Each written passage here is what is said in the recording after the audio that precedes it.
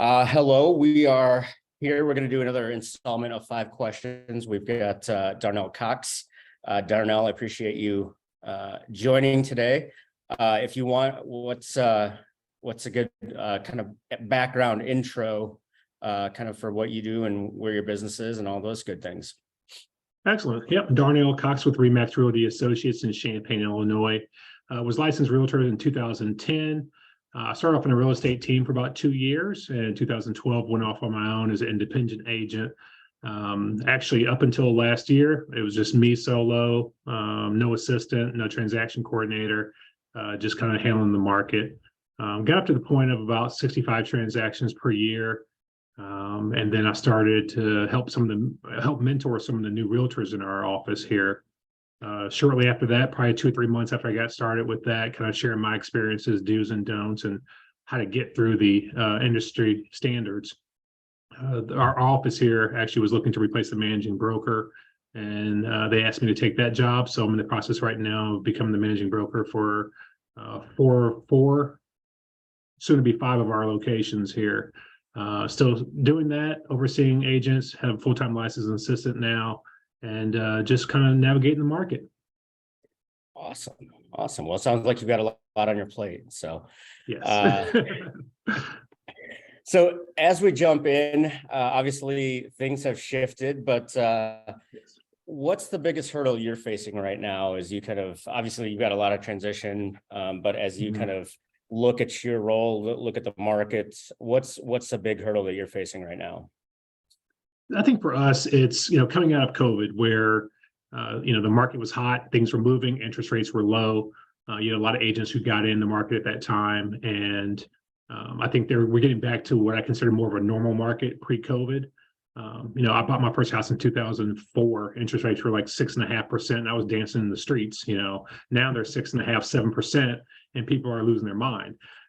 So I think it's become more of a traditional market where you have to make those connections with people. You have to, build that relationship with them to kind of keep the market going. It's not so much drop a sign in the yard and you have 8 offers and escalation clauses and appraisal addendum gaps, just all the things that we're dealing with in today's market. It's slowed down some, but it's still a market, I think, right now where sellers have, unless they have to move, they're not. They don't want to give up that 3% interest rate to sell their house and make a decent amount of money, but then have to get another loan at a 7%.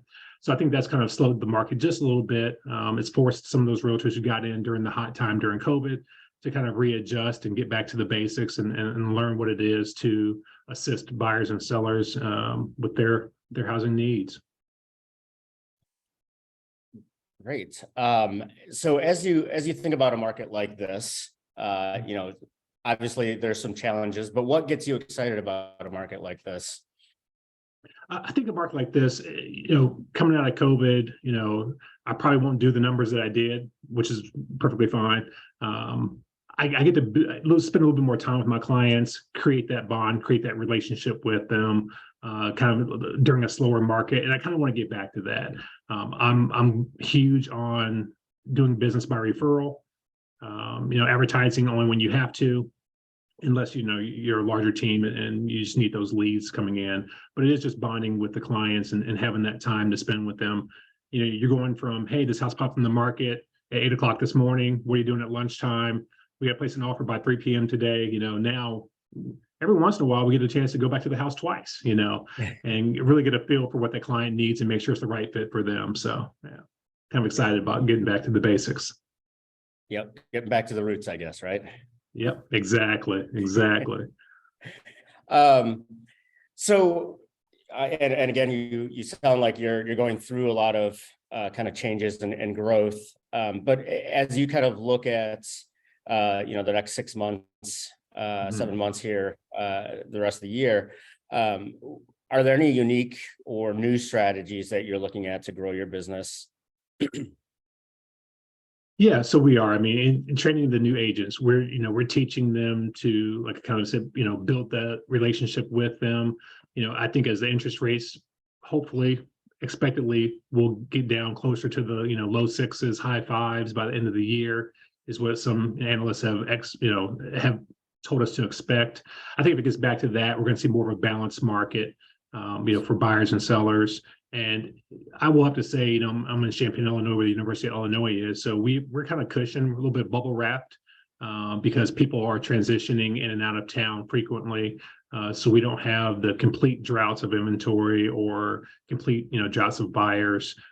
So I think kind of getting back to that balanced market is kind of what we're looking for here for the rest of the year. And then just kind of implementing, those touch-based strategies. I can't tell you, the market moves so fast.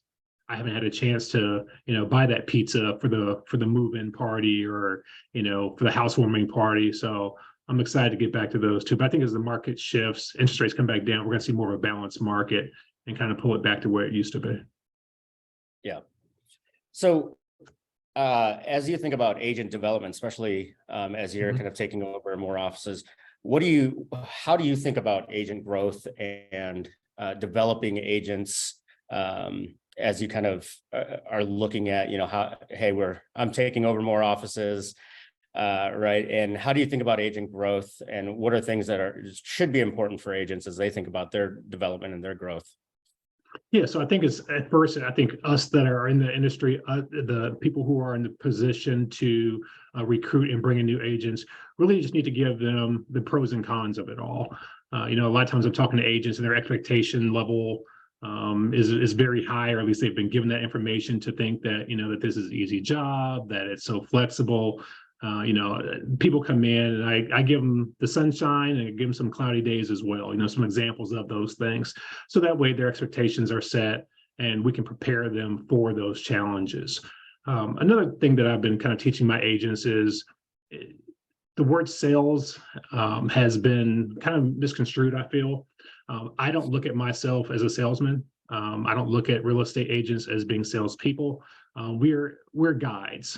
And I always tell my new agents coming in that our job is to guide them with the best information, the best knowledge, the best resources to sell their house, to buy their house. And that's where I feel like, the business aspect of it comes in. If you take care of your clients, they're going to take care of you. So we're really implementing that into our new agents, and some of the agents that kind of need that refresh and looking to regenerate their business again. Is that, I don't have a house, or I don't have inventory in storage, that I need to get rid of so I can bring in no inventory.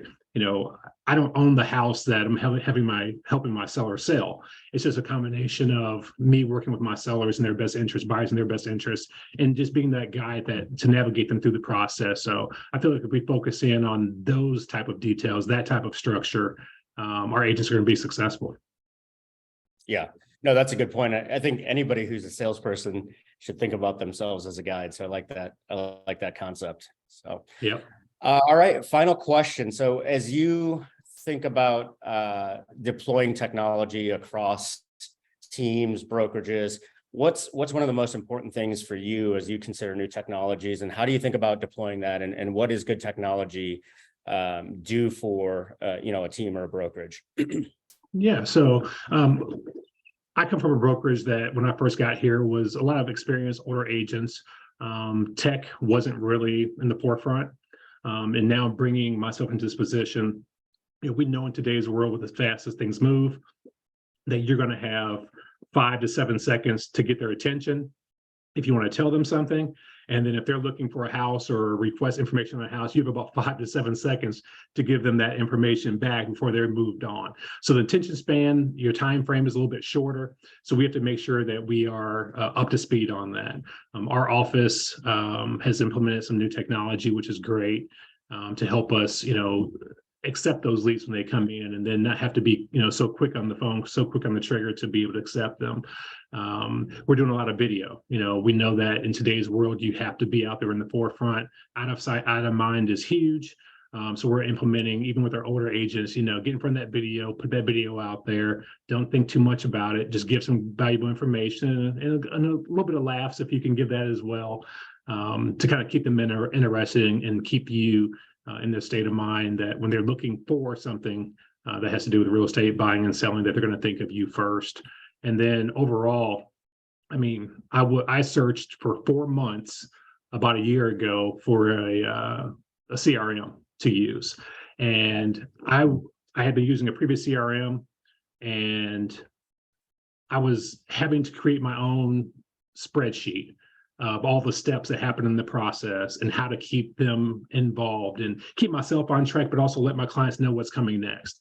I tried a couple, CRMs that were out there for trial runs, and then I ran across Shaker, and it changed everything for me. I was spending really probably 2 or 3 hours a week just updating my checklist so I can email it out to them and let them know where we're in the transaction, and copying email templates and pasting that in emails. So I started searching for a CRM that had a client portal. And now I have my transactions outlined, my deal stages, my tasks within those deal stages. My clients can log on, they can see in our timeline where we're in that transaction. I don't get the dreaded question of, hey, Darnell, what's next? What are we supposed to be doing? I feel like once you get that phone call from a client, that lets you know that, they're ahead of you in the transaction. And I don't ever want that. So implementing Shaker in for myself was huge, especially taking on the new duties. It still enabled me to still have the number of transactions that I had while also being able to take on some extra duties. And then I hired my assistant, and she's a licensed realtor, but she's just my admin now, my personal admin. Had never used a CRM before. Introduced her to what I had in Shaker, and she was like, wow, you have a lot of templates, you have a lot of tasks in here. I'm like, yeah.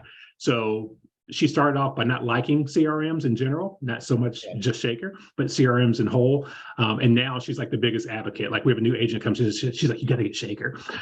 So, and the fact that you all have been able to customize from the time that I stepped in till now, the changes you've made, the customization to your tools. I remember Christina had emailed you all about being able to have our deals, not just seller buyer, but have it all in one. Yeah, list view. I think it was probably a week later, you guys were like, guess what? Here you go. I mean, just to have that type of customization in it to cater towards what our needs are, as opposed to just putting something out there and saying, take it or leave it. I think that's where you all have done great and will continue to do great. So anytime I can share what I'm doing and how it's utilized and help my business, maximize my business, I'm always willing to do that. Well, awesome. I appreciate that. And no, you've been a great customer of ours. And I think it's great to have customers like you who kind of push the system, right? And give us that feedback. So always happy to have a conversation with you guys. So a follow-up question. So as you're into video, so are you going to be like the next TikTok realtor? Are you on the TikTok and doing all that, or not yet? Oh yeah.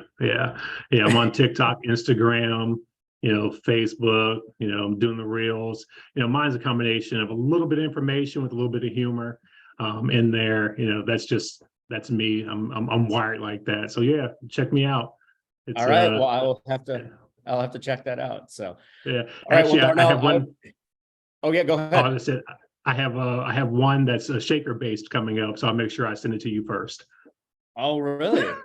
Yeah. That is great. I can't wait to see it. So, well, Awesome. I appreciate you joining us.